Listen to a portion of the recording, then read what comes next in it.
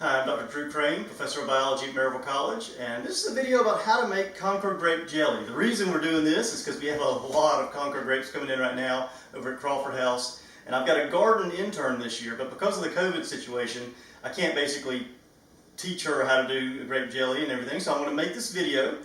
Samantha and I picked these grapes this week.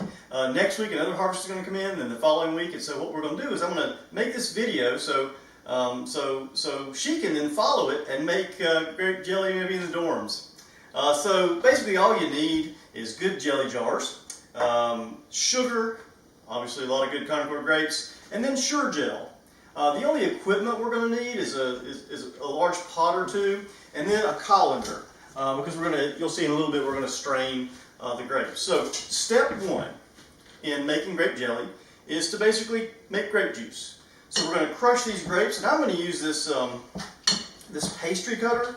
You can use anything you want to. Yeah, I'm just going to spend some minutes here, kind of fun. Ooh, it smells great too. Just crushing up all these grapes into a nice little puree. I'm then going to add all of these into this pot right here with a cup of water, and we're going to boil it for about 10 minutes on the stove. So I'll come back after that's all done.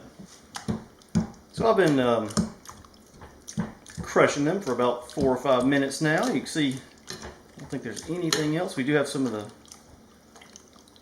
obviously the skins are in there, and that's great, because what we're going to do is just boil this all now with a cup of water.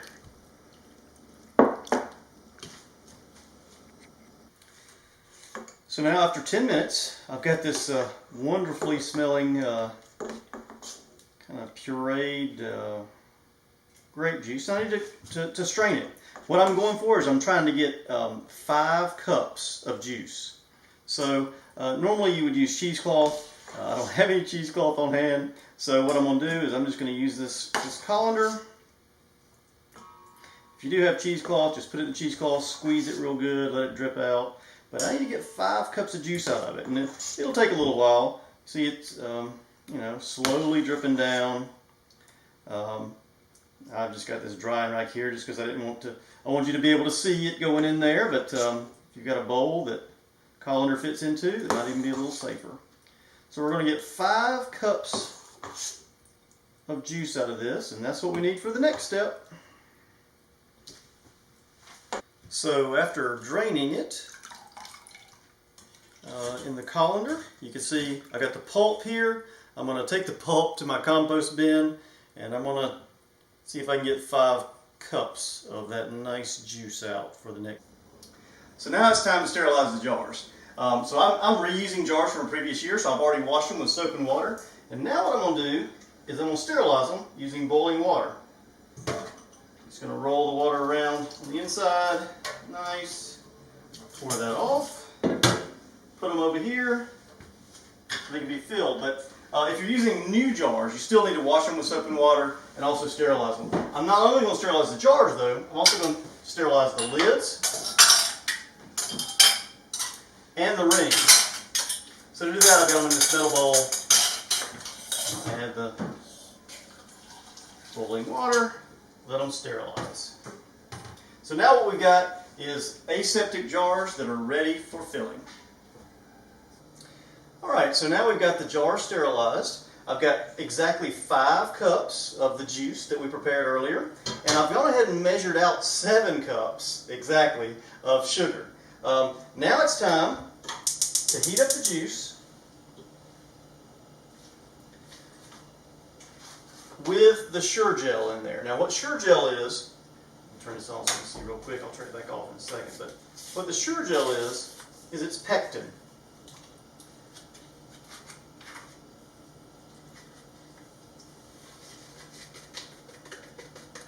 Pectin is a natural carbohydrate.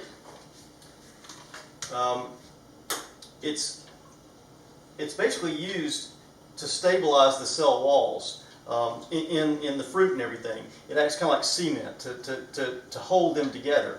And so what's going to happen is this is going to help form a matrix that's going to allow the jelly to get that gelatinous like consistency. So what I'm going to do is as I'm stirring here, I'm going to heat the pectin and the juice until it gets to a nice rolling boil. At that stage, I'm going to add the sugar. So we'll come back when it's boiling. So it's now at a full rolling boil that won't stop. So I'm ready to add the 7 cups of sugar. And after I add the 7 cups of sugar, I'm going to continuously stir. Now, whenever this returns to a full boil, so I'm mixing it all up. Whenever it returns to a full boil, I'm gonna have it timed for 1 minute exactly. After it's done for 1 minute, I'm ready to ladle into my jars that I prepared. Okay, so now we filled 10 of these jelly jars, and I'm gonna put them into this canner.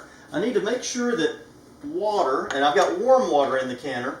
You don't have to use a canner. You could just use a regular big pot like this. But I've got an old pressure cooker that I don't use anymore.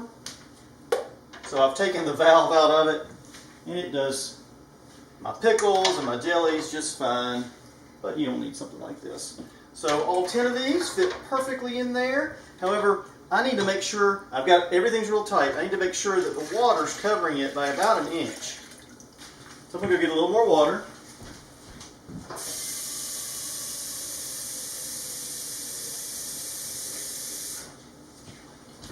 I'm going to turn this on high. And after I get a good boil, I'm going to boil it for 5 minutes for this jelly. So I'll come back after 5 minutes of boiling.